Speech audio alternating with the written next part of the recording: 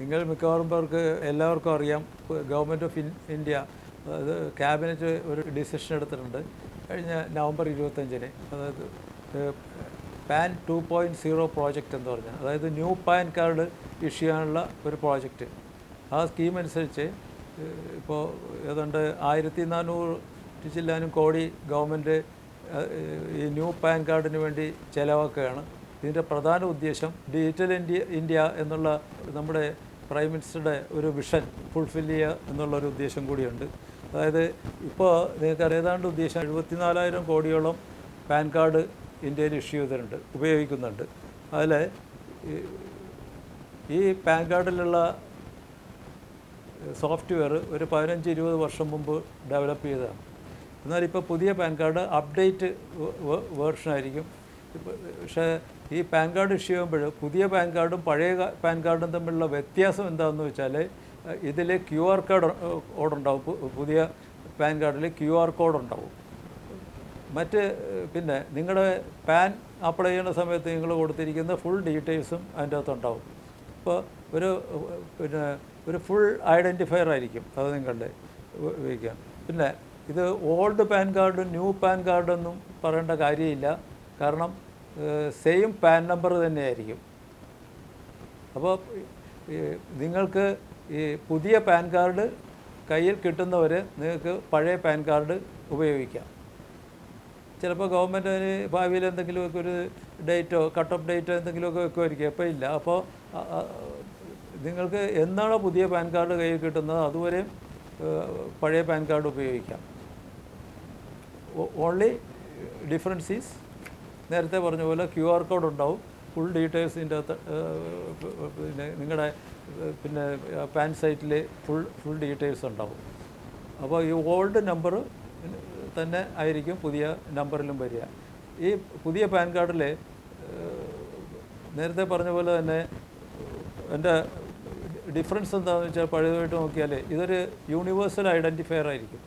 കാരണം നിങ്ങളുടെ മറ്റ് ഫൈനാൻഷ്യൽ ട്രാൻസാക്ഷൻ, ഡിജിറ്റൽ ട്രാൻസാക്ഷനൊക്കെ മോർ ഈസിയർ ആവും. പിന്നെ ഇപ്പോൾ പലരും 1ഉം 2ഉം അല്ലെങ്കിൽ 2ൽ കൂടുതലുമൊക്കെ പാൻ കാർഡ് കൈവശമുള്ളതായിട്ട് മനസ്സിലാക്കുന്നുണ്ട്. ഇൻകം ടാക്സ് ആക്ട് അനുസരിച്ച് ഒരു പാൻ കാർഡേ വെക്കാൻ പാടുള്ളൂ. 1ൽ കൂടുതൽ വെച്ചാൽ 10,000 രൂപ ഫൈൻ വരും. ഇതെല്ലാം മാറും. ഇനി ഒറ്റ പാൻ കാർഡായിട്ട് മാറും. നിങ്ങൾക്ക് ഒറ്റ പാൻ കാർഡ് ഇനി കയ്യിൽ ഉണ്ടാകുകയുള്ളൂ. ഈ ടാക്സ് പെയർ, നിങ്ങളുടെ ഫൈനാൻഷ്യൽ ട്രാൻസാക്ഷൻ, അതായത് tax payment, income tax return filing, bank accounts, മറ്റ് ഫൈനാൻഷ്യൽ ട്രാൻസാക്ഷനൊക്കെ കുറച്ചുകൂടി മോർ ഈസിയാണ്.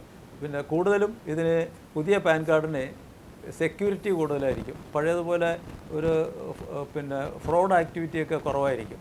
ഫ്രോഡ് ട്രാൻസാക്ഷൻസൊക്കെ ഇത് നടത്താൻ ഒരു ലിമിറ്റ് ഉണ്ടാവും. പിന്നെ നേരത്തെ പറഞ്ഞ പോലെ യൂണിവേഴ്സൽ ബിസിനസ് ഐഡൻറ്റിഫയർ ആയിരിക്കും ഇത്. നിങ്ങൾക്ക് ഒരു യൂണിവേഴ്സൽ ID ഉണ്ടാവും ഈ പാൻ കാർഡിൽ.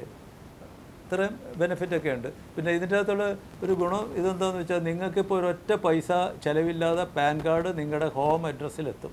ഹോം അഡ്രസ്സ് എന്ന് പറഞ്ഞാൽ ഞാൻ മനസ്സിലാക്കിയെടുത്തോളം, നിങ്ങളിപ്പോൾ പാനിൽ കൊടുത്തേക്കണം, പാൻ അപ്ലൈ ചെയ്യുന്ന സമയത്ത് ഇപ്പോഴത്തെ ചിലപ്പോൾ കറക്ഷൻ കൊടുത്തിട്ടുണ്ടാകും. ആ പാനിൽ ഇപ്പോൾ സൈറ്റിലുള്ള റിലവൻറ്റ് പാൻ സൈറ്റിലുള്ള നിങ്ങളുടെ റിലവൻറ്റ് പാൻ സൈറ്റിലുള്ള അഡ്രസ്സിലായിരിക്കും നിങ്ങൾക്ക് കാർഡ് വരിക. ഈ അഡ്രസ്സിൽ നിങ്ങൾ താമസമില്ലെങ്കിൽ, അതിൻ്റെ ഡീറ്റെയിൽഡ് സർക്കുലറൊന്നും ഇറക്കിയിട്ടില്ല, ഞാൻ മനസ്സിലാക്കിയെടുത്തോളം ആ അഡ്രസ്സിലല്ല എങ്കിൽ പാൻ കാർഡ് മടങ്ങിപ്പോകാൻ സാധ്യതയുണ്ട്. മടങ്ങിപ്പോയാൽ പിന്നെ അത് വലിയ ബുദ്ധിമുട്ടാവും. പിന്നെ വേറെ അപ്ലൈ ചെയ്യുക, അല്ലെങ്കിൽ തിരിച്ച് പുതിയ അഡ്രസ്സ് കൊടുക്കാനൊക്കെ വരും. അപ്പോൾ അഡ്രസ് പ്രൂഫിൻ്റെ പ്രശ്നങ്ങളൊക്കെ വരും. കാരണം നിങ്ങൾ ആ അഡ്രസ്സിലില്ലല്ലോ, അപ്പോൾ നിങ്ങൾ ഐഡൻറ്റിഫൈ ചെയ്യാൻ പറ്റുന്നില്ല. അപ്പോൾ അതുകൊണ്ട് എൻ്റെ ഒരു സജഷൻ എന്താണെന്ന് വെച്ചാൽ, ഇപ്പോൾ ഉള്ള പാനിലെ അഡ്രസ്സിലല്ല നിങ്ങൾ താമസിക്കണമെങ്കിൽ ഉടനെ നിങ്ങൾ അഡ്രസ്സ് ചേഞ്ച് ചെയ്യണം. നിങ്ങൾ പോസ്റ്റ് ഓഫീസിൽ അത് ഇൻറ്റിമേറ്റ് ചെയ്യണം.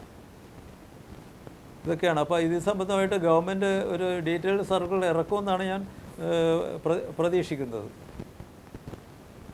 പിന്നെ നമ്മൾ പുതുതായിട്ട് ഇപ്പോൾ പാൻ കാർഡിന് അപ്ലൈ ചെയ്തിട്ടുണ്ട്, ഇതുവരെ പാൻ കാർഡ് ഇല്ലാത്തവർ, അവർക്കും ഇങ്ങനെ ഫ്രീ ആയിരിക്കും? അല്ല, പുതിയതായിട്ട് പാൻ കാർഡ് അപ്ലൈ ചെയ്യണവർക്ക് ഈ ഡീറ്റെയിലേ ഇനി കിട്ടുള്ളൂ.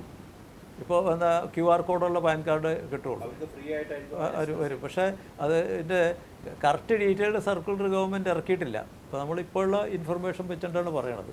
അപ്പോൾ ഗവൺമെൻറ് ആയതുകൊണ്ട് ഡീറ്റെയിൽ സർക്കുലർ ഉണ്ട്. ഇപ്പോൾ ക്യാബിനറ്റ് അപ്രൂവ് ചെയ്തു, ക്യാബിനറ്റ് അപ്രൂവ് ചെയ്ത് ഇതാണ്. ഇപ്പോഴുള്ള പാൻ കാർഡിലാണെങ്കിൽ പിന്നെ ഒരു 15-20 കൊല്ലം മുമ്പ് പഴയ സോഫ്റ്റ്വെയറാണ്. അപ്പോൾ സോഫ്റ്റ്വെയർ അപ്ഡേറ്റ് ആയി. അപ്പോൾ ഡിജിറ്റൽ ഇന്ത്യ എന്നുള്ള ആ വേർഷനിലേക്ക് നമ്മൾ ഒരു വലിയൊരു സ്റ്റെപ്പാണ് ഇപ്പോൾ ഈ വെക്കുന്നത്. നമ്മളൊരു ഐ ഡി കാർഡായിട്ട് ഉപയോഗിക്കാൻ പറ്റുന്ന രീതിയിലേക്കാണ്. ഐ ഡി കാർഡായിട്ട് ഇത് ഉപയോഗിക്കാൻ പറ്റും. കാരണം യൂണിവേഴ്സൽ ഐ ഡി ആയിട്ട് ഉപയോഗിക്കാം. നിങ്ങളുടെ പാൻ നമ്പർ വേൾഡിൽ എവിടെ അടിച്ചു കൊടുത്താലും നിങ്ങളുടെ ഡീറ്റെയിൽസ് കിട്ടും. ആ രീതിയിലാണ്. ഇപ്പോൾ ആധാർ കാർഡ് നമ്മൾ ഉപയോഗിക്കുന്നുണ്ട്. അത് വിത്തിൻ ദ ഇന്ത്യ മാത്രമേ അതിന് ഒരു വാലിഡിറ്റി ഉള്ളൂ. ഇത് പാൻ കാർഡ് ഇപ്പോൾ ഈ പുതിയ പാൻ കാർഡ് QR കോഡിൽ എടുക്കുമ്പോൾ നിങ്ങളുടെ അതാണ് യൂണിവേഴ്സൽ ഐഡൻറ്റിഫയർ ആയിട്ട് ഉപയോഗിക്കുക. ഐഡൻറ്റിറ്റിക്ക് വേണ്ടി അത് ഉപയോഗിക്കാൻ പറ്റും. ഇനി എന്തെങ്കിലും സംശയം ഉണ്ടെങ്കിൽ നിങ്ങൾക്ക് you can contact our phone. My number 9895161285.